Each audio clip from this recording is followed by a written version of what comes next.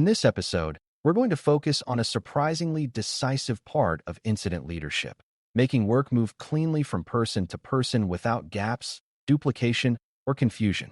Beginners often assume incidents are mostly about technical brilliance, but even a technically strong team can fail if tasks are unclear, ownership is fuzzy, and handoffs drop critical details.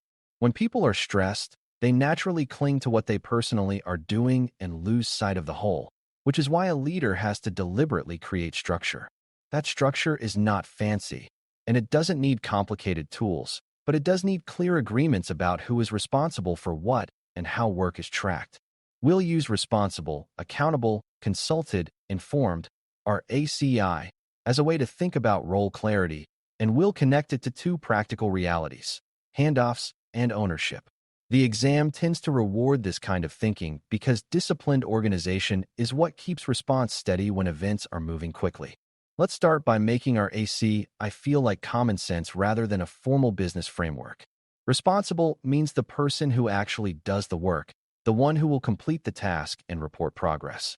Accountable means the person who owns the outcome, meaning they are ultimately on the hook for making sure the task gets done correctly and on time.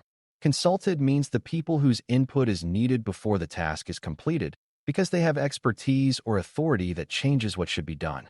Informed means the people who need to know the status or outcome but are not part of doing the work directly. The reason this matters during incidents is that chaos creates role collisions, like two people both thinking the other is handling a step, or two people both doing the same step and wasting time. RACI is simply a way to stop those collisions by making the invisible assumptions visible. For beginners, the goal is not to draw diagrams, but to develop the instinct to ask who is responsible, who is accountable, who must be consulted, and who should be informed. Clear ownership is the heart of efficiency, and it is surprisingly easy to lose in the middle of an incident. Ownership means that a task has a single named person who will move it forward and report back, even if that person delegates parts of the work. Without ownership, tasks become group ideas rather than completed actions, and they drift until someone notices the gap. Incident leadership often involves turning shared concern into owned action, which is a different skill than doing the action yourself. A common failure pattern is a room of smart people discussing what should happen next, agreeing verbally, and then moving on without assigning an owner and deadline. That feels productive in the moment, but it produces invisible failure later when nothing actually happens. The exam frequently tests this by offering answer choices that are general and collaborative sounding versus choices that assign ownership and track completion. The correct answer is often the one that creates a clear owner and a clear next step.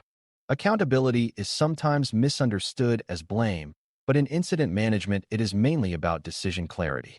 The accountable person is the one who can say yes or no to completing the task and who can accept the risk of that completion. For example, isolating a system might require a technical person to execute the isolation, but a business owner or security leader might be accountable for the decision because it affects availability and business impact. If you mix up responsibility and accountability, you can create dangerous situations where someone performs an action without the right authority or where an action is delayed because no one knows who can approve it. This is why our ACI is so useful. It forces you to separate doing from owning.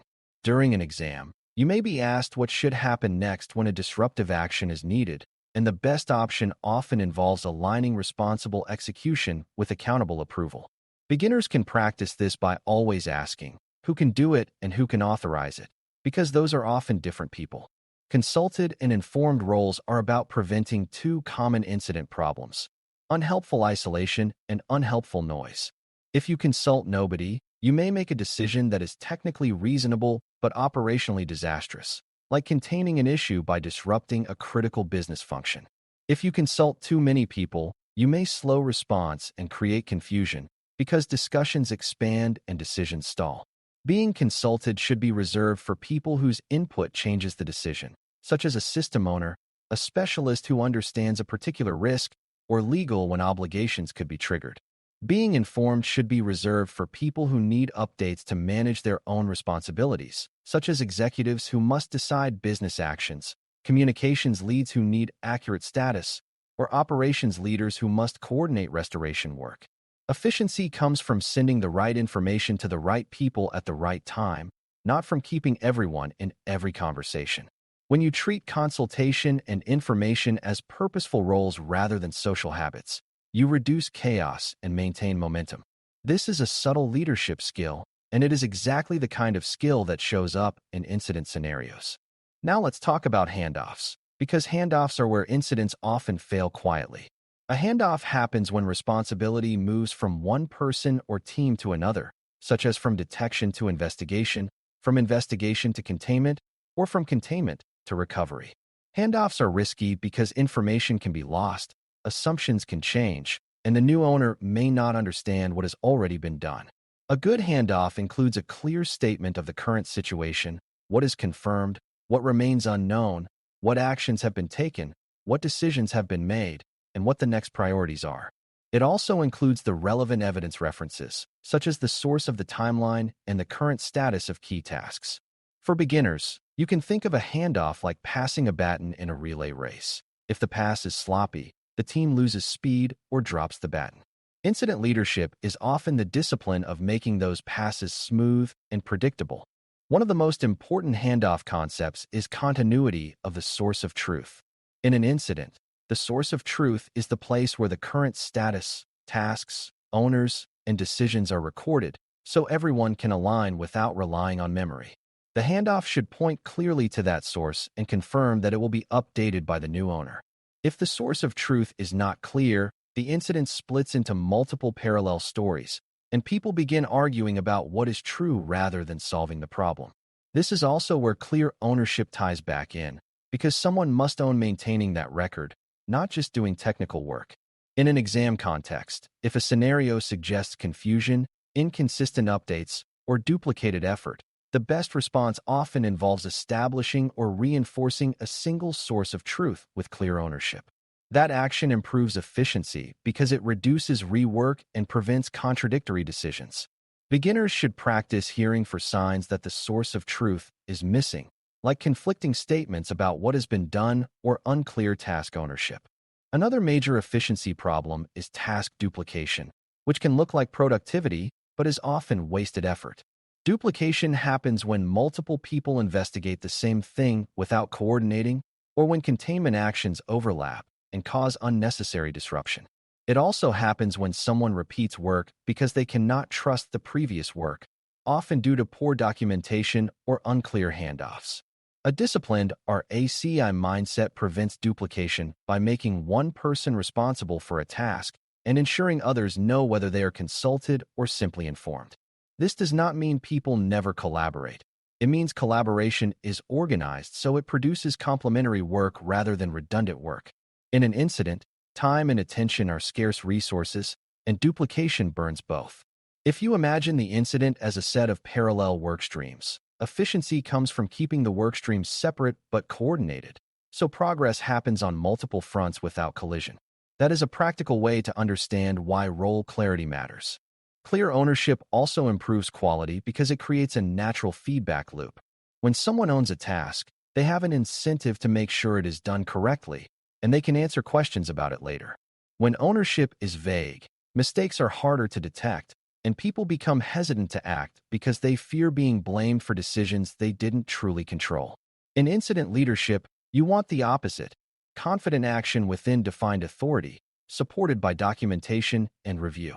Ownership also makes deadlines meaningful because a deadline without an owner is just a wish. A good incident manager will continuously convert tasks into a form that has an owner, a deadline, and a clear definition of what done means. For beginners, done means a verifiable outcome, like a system is isolated, a set of accounts is reset, or a stakeholder update has been delivered, not a vague statement like we looked into it. The exam tends to reward answers that aim for verifiable completion.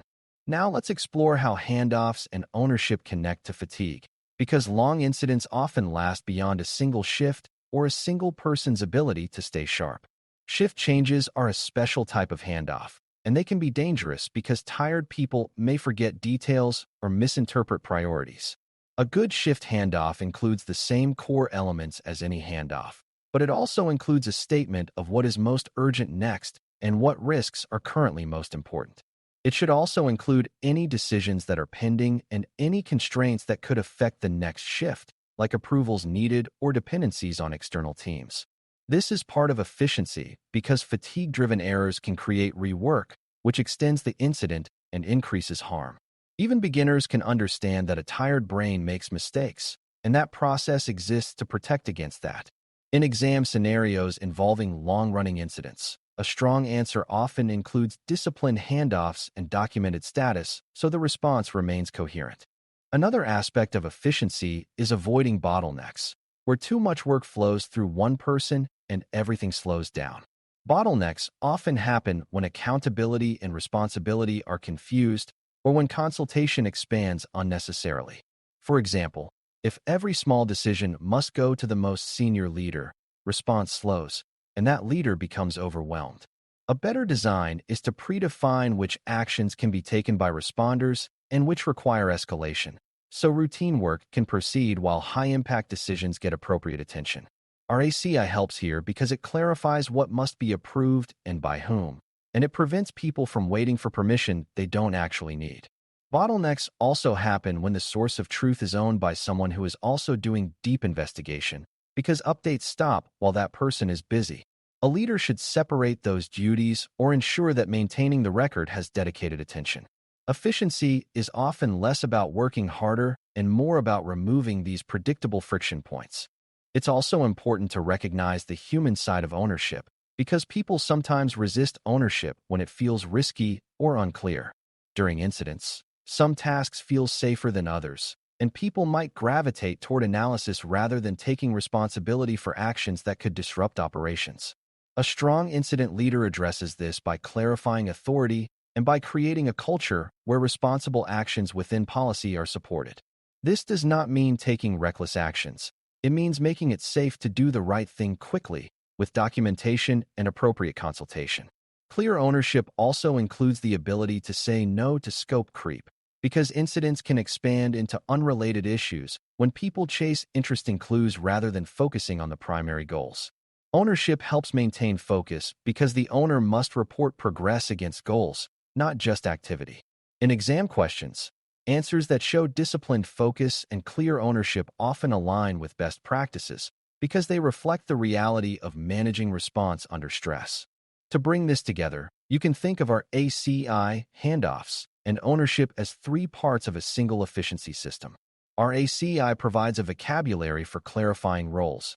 Ownership ensures every task has a mover who will complete it, and handoffs ensure that responsibility can shift without losing truth or momentum.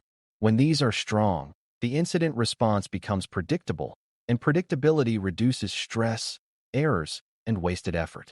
When these are weak, the incident response becomes noisy and fragile, even if the technical work is excellent. The exam is likely to test these concepts because incident leadership is fundamentally about coordination and decision-making, not just technical skill. If you can listen to a scenario and spot where ownership is missing, where a handoff is sloppy, or where RACI roles are confused, you can often identify the best next action quickly. As we close, remember that efficiency in incident management is not about rushing. It is about removing confusion so the right work happens at the right time. Responsible, accountable, consulted, informed, our RACI helps you clarify who does what and who owns outcomes, which prevents tasks from drifting or duplicating. Strong handoffs preserve continuity by transferring responsibility with confirmed facts, current priorities, and a clear source of truth. Clear ownership turns conversations into completed actions with deadlines and verifiable outcomes, which is what actually moves an incident toward containment and recovery. When you practice thinking this way, you build the mindset of an incident leader who keeps teams aligned under stress. That mindset will help you both in exam scenarios and in real-world incidents, because it replaces chaos with coordination and replaces noise with progress. Thanks for listening. For more audio courses, daily newsletters, and more, please visit BareMetalCyber.com.